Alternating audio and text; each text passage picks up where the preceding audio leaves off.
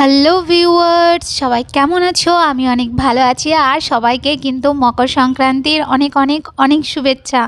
তো আজকে আমার রেসিপি হলো রসপুলি। তো আজকে আমি তোমাদের সাথে খুব সহজে কিভাবে রসপুলি বানিয়ে নেওয়া যায় সেটি আমি করে দেখাবো। আশা করছি সবার এই রসপুলির পিঠে রেসিপিটা খুব ভালো লাগবে। আর যারা আমার চ্যানেলে নতুন, আপনাদের সবাইকে রিকোয়েস্ট রইলো আপনারা প্লিজ আমার চ্যানেলকে সাবস্ক্রাইব করে আমার পাশে থাকবেন। তো চলুন দেখে নিই রসপুলি পিঠা বানানোর জন্য আমাদের কি লাগছে। তো প্রথমে আমি এখানে একটা প্যান বসিয়ে দিয়েছি আর ওর মধ্যে নিয়েছি আমি নারকেল কোড়া। আর নারকেল কোড়াটাকে আমি একটু মিক্সিতে ঘুরিয়ে নিয়েছি। আর আমি নিয়েছি এখানে সুজি আর নিয়েছি চিনি। এরপর আমি ওর মধ্যে দিয়ে দেবো এলাচ। এখানে আমি এলাচগুলোকে একটু ফাটিয়ে নিয়েছি। এখানে 3-4টের মতন একটু এলাচ দিয়ে দিয়েছি। এরপর আমি সব কিছুকে ভালো করে একটু মিশিয়ে নেব 3 থেকে 4 মিনিটের মতন। তো 3-4 মিনিটের মতন ভালো করে মিশিয়ে নিয়ে যখন এরকম অবস্থায় মানে একটু জড়ো জড়ো অবস্থায় চলে আসবে তখন আমি ওর মধ্যে দিয়ে দেবো দুধ। আর এখানে আমি 500 গ্রামের মতন দুধ দিয়ে দিয়েছি। তো 500 গ্রামের মতন দুধ দিয়ে তারপরে আমি ওর মধ্যে দিয়ে দেবো চালের গুঁড়ো। তো চালের গুঁড়ো হলো এখানে যতটা সুজি দেবেন তার থেকে বেশি মানে ডবল চালের গুঁড়ো দিয়ে দিতে হবে। তো চালের গুঁড়োটা দিয়ে তারপরে ভালো করে একটু নাড়িয়ে চাড়িয়ে নিয়ে এটার একটা কাই বানিয়ে নেব। তো দেখুন এখানে আমার কাইটা বানানো হয়ে গেছে। এরপরে আমি কাইটাকে একটু আটা মাখার মতন একটু মেখে নিয়ে তারপরে আমি কাইটার থেকে এরকম ছোট ছোট লেচির আকারে বানিয়ে নেব। তো এইভাবেই কিন্তু লেচির আকারগুলো কিন্তু এইরকমই সাইজ হবে।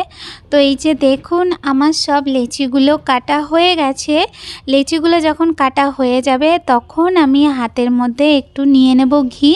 এখানে হাতের মধ্যে একটু ঘি নিয়ে তারপরে হাতের মধ্যে ঘিটা মাখিয়ে নিয়ে তারপরে একটা লেচি তুলে নিয়ে এইভাবে ঘুরিয়ে ঘুরিয়ে এইভাবে নাড়ুর আকারে একটু পাকিয়ে নিতে হবে।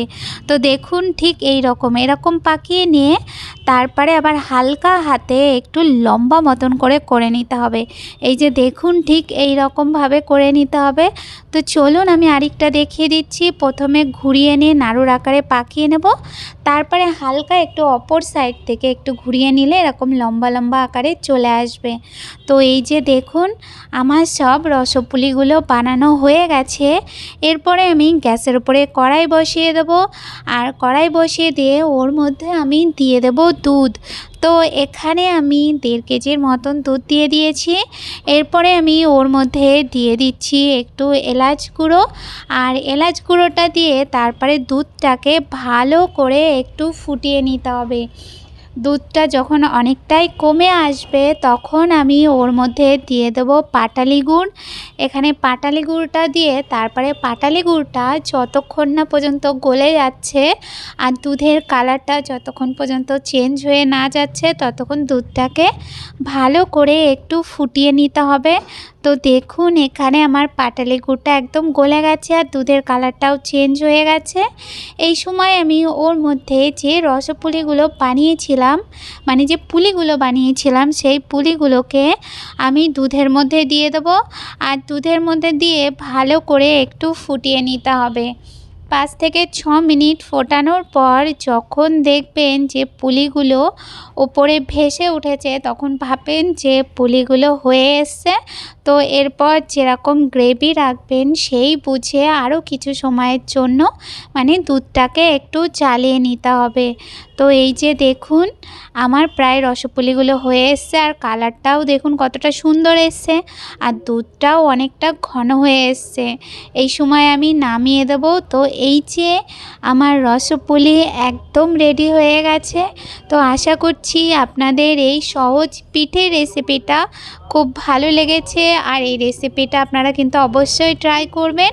রেসিপিটা যদি আপনাদের ভালো লেগে থাকে তাহলে অবশ্যই একটা লাইক কমেন্ট আর শেয়ার করতে ভুলবেন না। আজ তাহলে এই পর্যন্ত, দেখা হচ্ছে নতুন রেসিপির সাথে। ধন্যবাদ।